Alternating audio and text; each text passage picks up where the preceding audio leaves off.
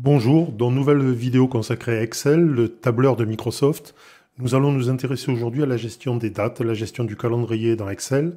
Et comme exercice, nous allons créer un calendrier d'imputation qui pourrait par exemple vous permettre d'enregistrer votre charge de travail si vous travaillez sur plusieurs projets en parallèle. Alors voici le document que je vous propose de créer, c'est donc un calendrier annuel, donc un fichier par année, c'est l'hypothèse, avec une feuille qui correspond à chacun des mois de l'année, et une feuille supplémentaire, paramètres, qui contient en particulier les jours fériés de l'année. Alors vous pouvez ensuite utiliser ce calendrier pour enregistrer vos imputations, de la manière suivante. Par exemple, vous travaillez 3 jours sur le projet 1 la première semaine, puis 2 jours sur le projet 2. On peut considérer que la semaine suivante, vous êtes en congé, tout en congé payé. Ici, vous travaillez 2 jours sur le projet 2, puis vous êtes en arrêt maladie pendant 2 jours, par exemple. À votre retour, vous travaillez sur le projet numéro 3, etc.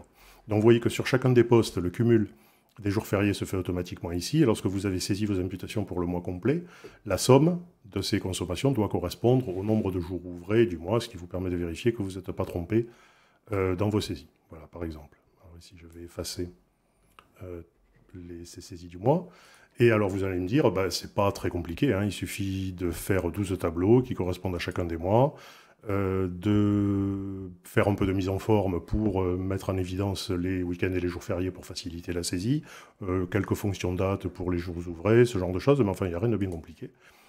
Et alors vous n'aurez pas tort, mais on va quand même essayer de le faire de manière un peu plus astucieuse. Et alors vous le verrez, on ne va pas créer 12 feuilles, on ne va en créer qu'une, et qu'ensuite on clonera pour les 11 mois suivants, et vous verrez que pour passer d'un mois à l'autre, je peux vous le montrer sur la feuille de janvier, c'est très simple, il suffit de modifier la date qui est en haut, dans le 1er janvier 2022, je vais mettre 1er février, et vous voyez que le calendrier qui est en dessous est automatiquement bien à jour, on a bien 28 jours, et pas 31, les jours supplémentaires là sont grisés, le nombre de jours fériés est adapté également, ainsi que le positionnement, la mise en évidence des week-ends et des éventuels jours fériés.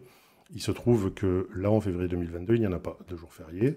Mais voilà, vous voyez, la seule chose à modifier pour passer d'un mois à l'autre, c'est la date qui est en tête. Donc c'est vraiment très simple. Donc une fois qu'on a créé une feuille, créer les 11 qui suivent, c'est très facile.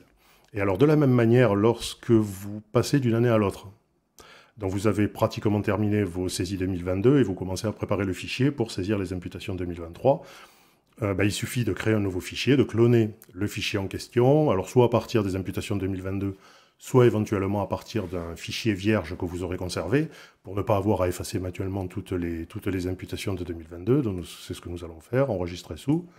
Je vais le mettre sur le bureau. Et de 2022, j'enregistre mon fichier 2023. Voilà, et je suis positionné dessus.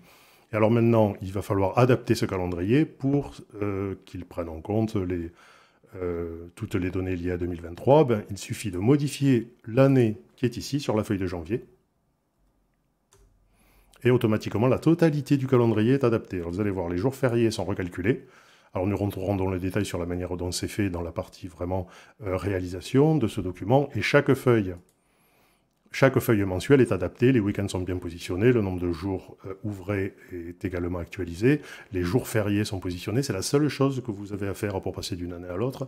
Aucune autre manipulation n'est nécessaire. Vous vous rendez compte du temps gagné par rapport à une mise en forme manuelle, à laquelle vous auriez dû consacrer tout de même un peu de temps. Alors pour réaliser tout ça, vous le verrez, nous allons utiliser quelques fonctions Excel liées aux dates, bien sûr, et nous allons utiliser également les mises en forme conditionnelles.